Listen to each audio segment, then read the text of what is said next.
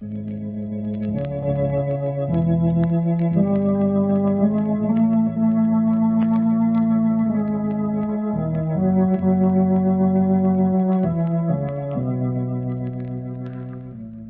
knows what evil lurks in the hearts of men? The shadow knows.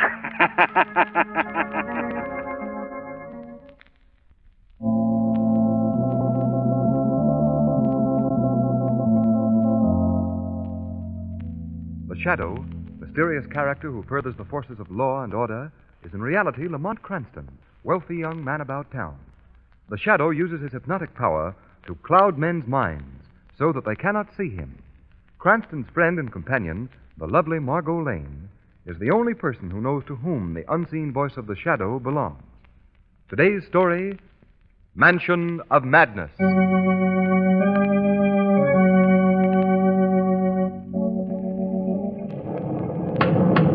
Hello in there. Hello? Is anybody home? Well, you didn't expect there would be, did you, Lamont? We didn't think we saw a light as we came up the road, Margot. Well, then try again.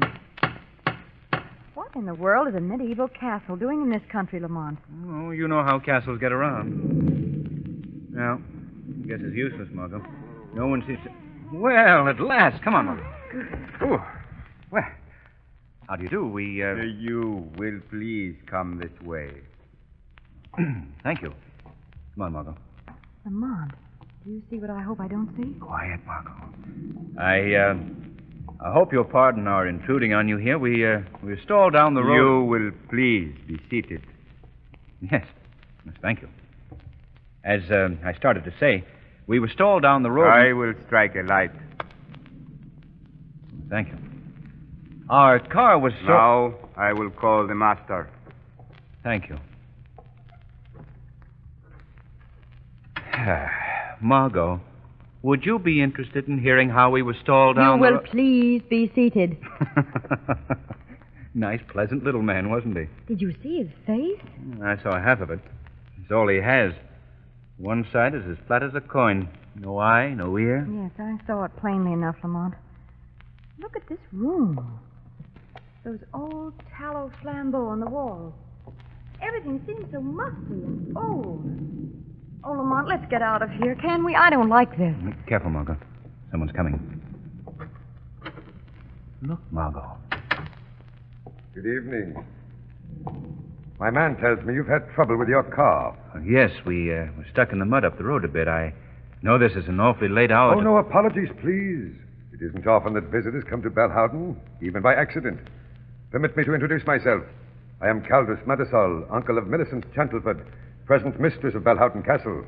On her behalf and on my own, I welcome you. Thank you. Mr. Montesol, Miss Margot Lane. Charmed, Miss Lane. How do you do? Mr. Cranston, Mr. Mondesel. How do you do, sir? Delighted, Mr. Cranston. May I ask in what way I can serve you? Well, I'd like very much to use your telephone. I want to call a garage. Telephone? We have no such thing here. No telephone? Nothing new has been put into this castle since it was built in 1640. Nearly 300 years ago. 300 years ago? That's correct. Balhowden was built by Sir Austin Chantleford in the early 16th century. Would you step over here a moment, please? Well, yes. Yes. Come on, Margot. Yes, Lamont. This is a portrait of Sir Austin. Interesting-looking character. He was forced to flee his native land because of political differences. He built this castle in the hope that he could create in this new land a replica of his ancestral estates. And, did he find happiness? Come here to this window. Do you see that tower? It's a bit difficult, surrounded by mist as it is. Right. I don't quite... Oh, yes, I see it. Sir Austin was found hanging by a rope from its rafters. Suicide. Oh, how horrible. There's a superstition that has clung to Balhowden ever since. A superstition? About Sir Austin's death? There are those who claim that the tragedies of Balhowden recur just as they happened originally, right down to the present day. What was that? Oh, now, pay no attention, Mr. Cranston. Don't be frightened, Miss Lane. It's a girl. What's wrong with her? Uncle! Millicent, go back to your apartment, child. Millicent. The mistress of Balhowden. Uncle.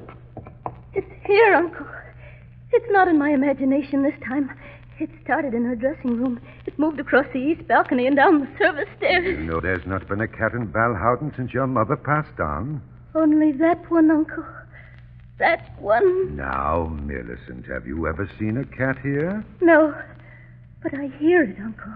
Wailing just as it did when I found poor Mother. Oh, now, come, my dear. You're frightening our guests.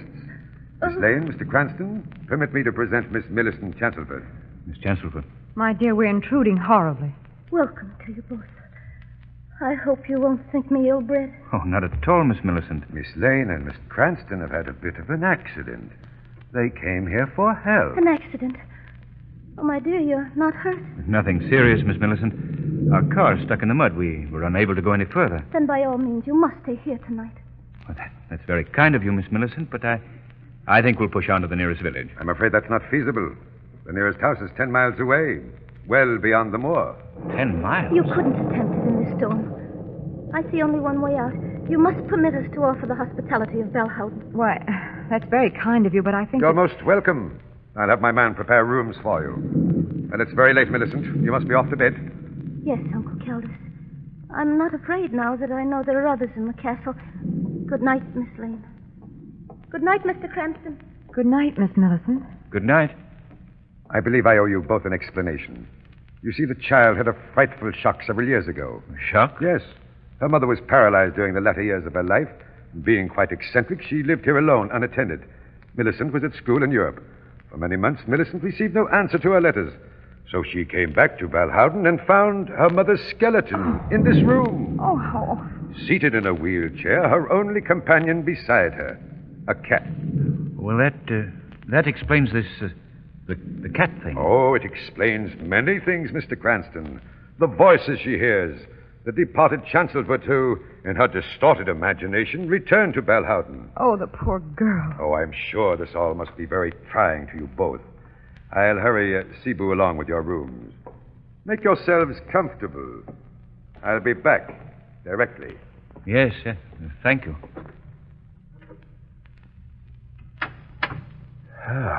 Well, Margot, not a pretty situation, is it? Definitely not. What can we do, Lamont? I'm not sure, Margot, but I'd like to stay. In fact, I must stay. Why? Well, Margot, it seems that many invisibles walk the halls of Balhowden. Tonight, there will be one other. The Shadow.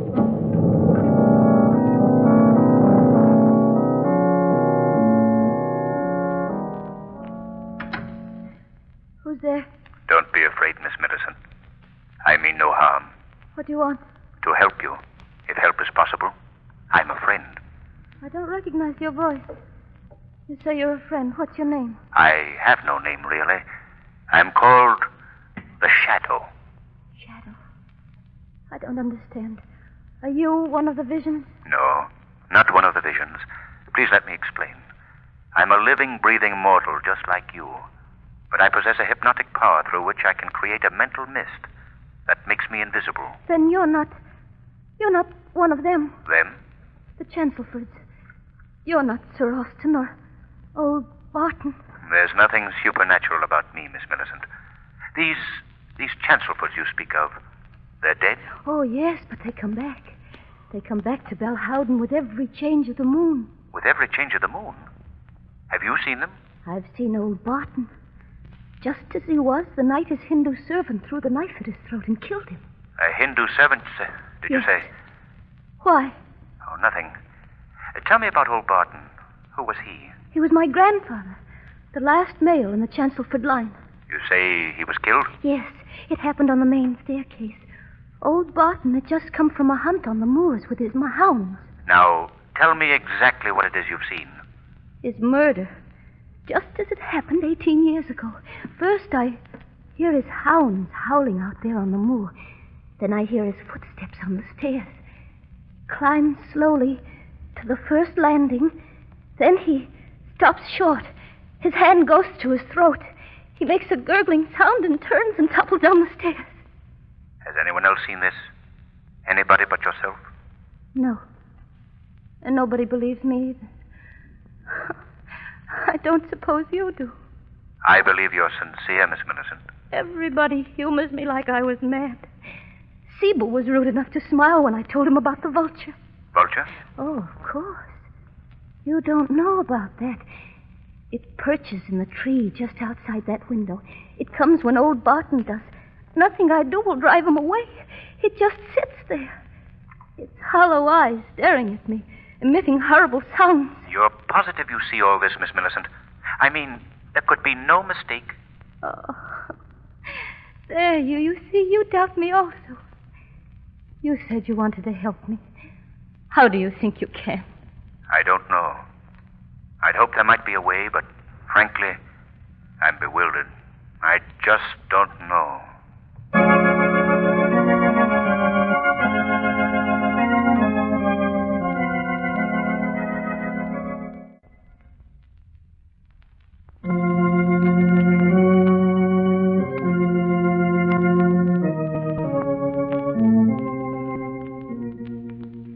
Lamont, will you please explain to me why we've been called to court? I've told you, Margot.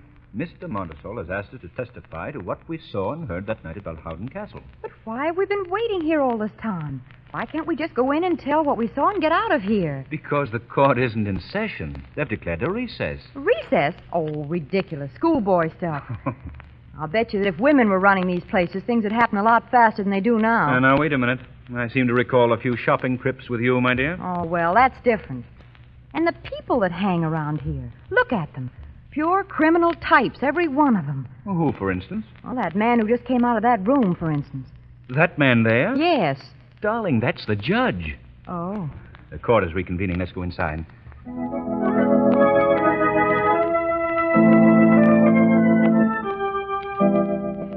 You have heard the testimony of Margot Lane and Lamont Cranston, two unimpeachable Oh, witnesses. Lamont, this is horrible. We've In been the summoned to this courtroom to help send that poor girl to an institution. We couldn't help ourselves, Margot. We had to tell what we saw and heard at Belhowden that night. Oh, poor Millicent. She looks so alone Your Honor, and deserted. it is quite obvious that the defendant, Millicent Chancelford, is of unsound mind. The evidence proves that beyond a question of doubt. My client, Caldas Montesol, has exercised extreme patience in caring for this unfortunate girl. Now he feels that for her own good, she should be placed in an institution where she can receive proper professional attention. That's not so. That's an infernal lie. Millicent's as sensible as anyone in this courtroom. Quiet in the court. Oh, Robert, my darling. Silence. Young man, what is the meaning of this outburst? I'm sorry, Your Honor, but I just couldn't sit here and listen to all these lies any longer. If the court please... Just a moment, Counselor. Young man, come up here. Yes, sir. Now, what is your connection with the defendant, Millicent Chancelford? What? She's the girl I love. The girl I hope to marry. Until her uncle, Mr. Montesol, shut her away from me. Your Honor, this boy is simply a disgruntled, rejected suitor. I demand... Rejected by whom? By Millicent? All right, I'll show you how much of a rejected suitor I am. Millicent, tell him you love me. I do, Robert. I love you with all my heart. There, you see, Judge? Your Honor, I object to this display. Judge, let me take Millicent away. Let me marry her and give her the protection and affection she deserves. Young man, I wish the problem before the court could be settled that easily. If it pleases the court, I would like to proceed with argument on the motion to put this girl in an institution. It pleases the court to recess for 10 minutes. Perhaps we can resume in a more sedate atmosphere. Everyone will stand up as the judge leaves the courtroom. Margot, I have an idea. And I think it can be executed by the shadow.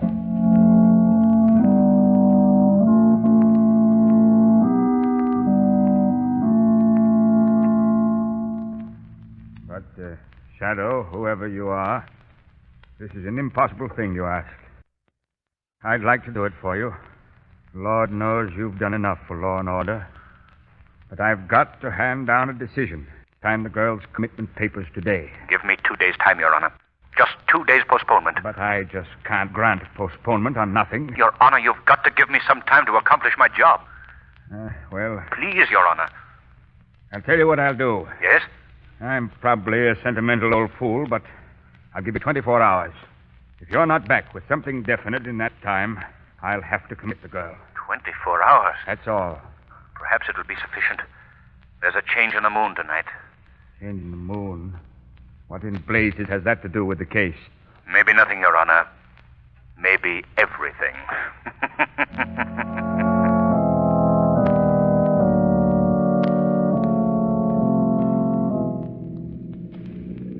It's funny, Miss Lane, the way things change in just a few hours. Today, when you and Mr. Cranston were testifying, I was sure I could go on hating you both for the rest of my life. We were in a bad spot, Robert. Boy, I'll say. But I can see now just how Montersall made use of your visit to Belhouden. Why, it was the sort of a break he was looking for. Two prominent people like you to bear out his contention that Millicent was mad. Nice fellow, that Montersall. He'd make a nice trophy for a hunting room. Marco, you're incorrigible. Well, say, we're getting near Belhouden. Don't you think we'd better go over what we're expected to do, Mr. Cranston? There's not much to it, Robert. You and Miss Lane will wait in the car. I'll get into the castle somehow. Then I'll open the side door under Millicent's apartment for you and Miss Lane.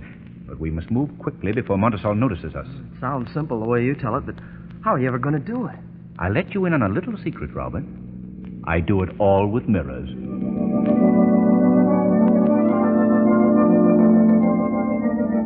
Hardly believe it, Robert. However did you manage to get in here without Uncle Caldas catching you? Now, don't give me the credit, Millicent. Mr. Cranston did it. I don't know how, but he turned the trick. Well, Mr. Cranston, the important thing is you and Miss Lane are here. And you've brought my darling. That's all that counts. Oh, Robert. Darling, I don't know what we're going to do, but... What was that? Listen. The cat. It's here. It's starting again. Now, don't be frightened, darling.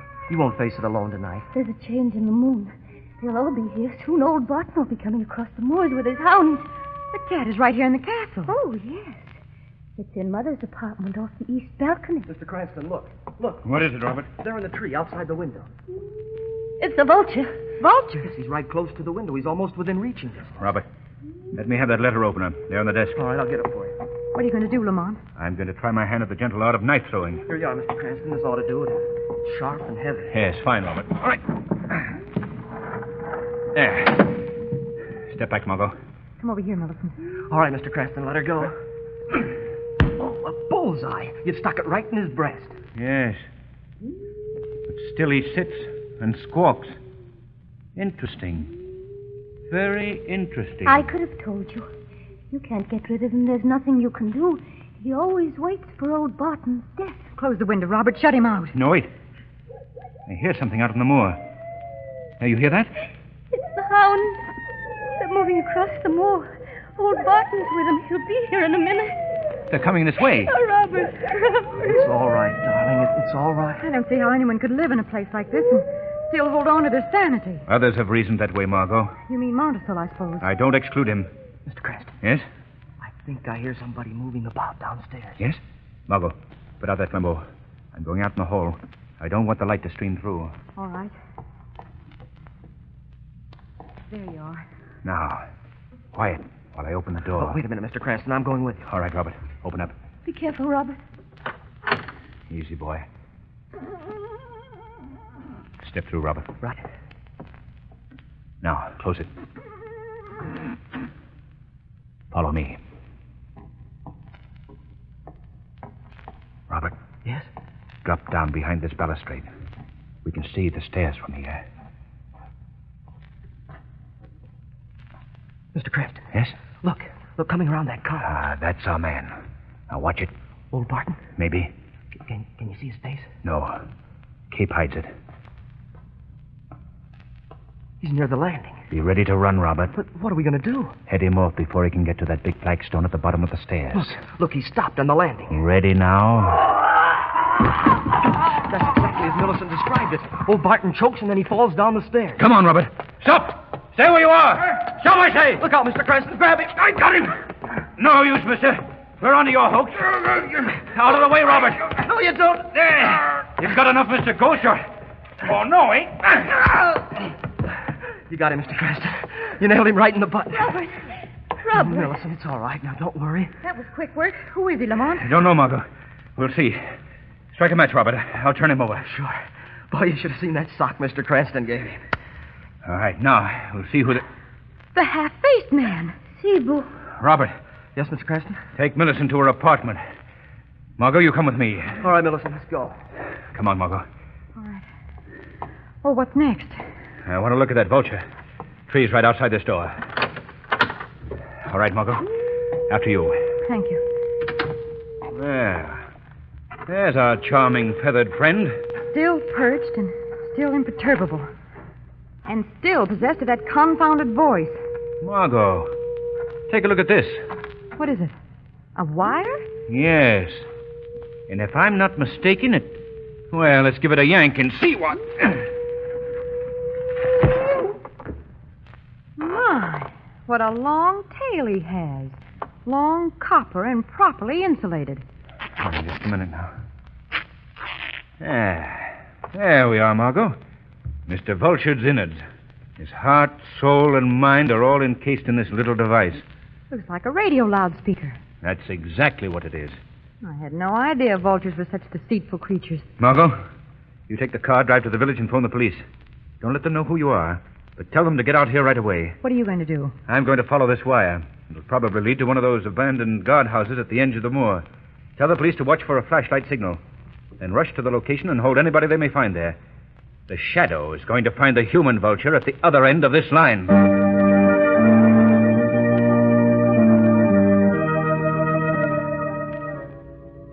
All right, Stevenson. The vulture once more.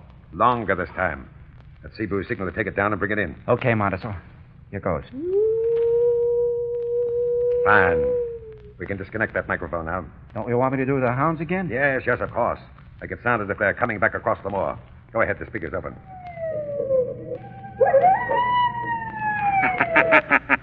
What was that? Did you do that, Stevenson? No. Came from over there by the door of the hut. That laugh is not in Stevenson's repertoire of impersonations, Montesol. Stevenson, what in thunder is this? You see anybody? I'll answer for him, Montesol. He can't see me any more than you can. Well, who are you? I am the Shadow. Shadow?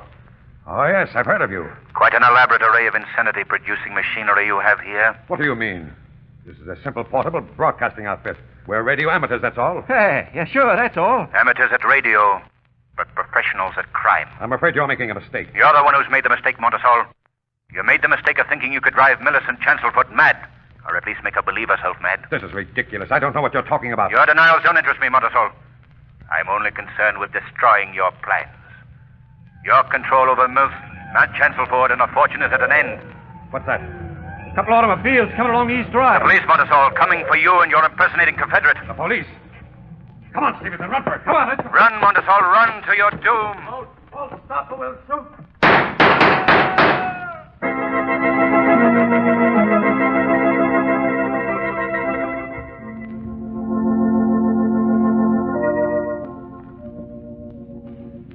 Yeah, the old castle looks a lot different than it did the first time we came here, eh, Margot? So glad those kids are getting married. She looks very lovely in that wedding gown, doesn't she? Say, are you listening to me? Yes. Yes, I was just thinking. What about? What would happen if you were ever married? Now, Margot. Oh, don't be alarmed, Lamont. This is pure supposition. I was just thinking of you walking up the aisle just as Robert is now. Yes? Ready to take the sacred vows that would endure for the rest of your life. Yes, Margot. And then all of a sudden, somebody would shoot the best man, the minister would fall down poisoned, and the bridesmaid would be stabbed, and you'd be off again on another case that would bust up the whole darn thing.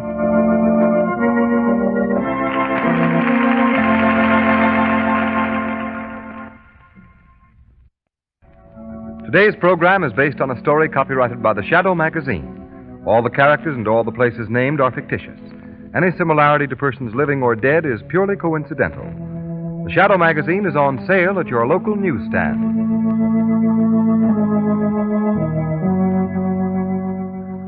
The weed of crime bears bitter fruit.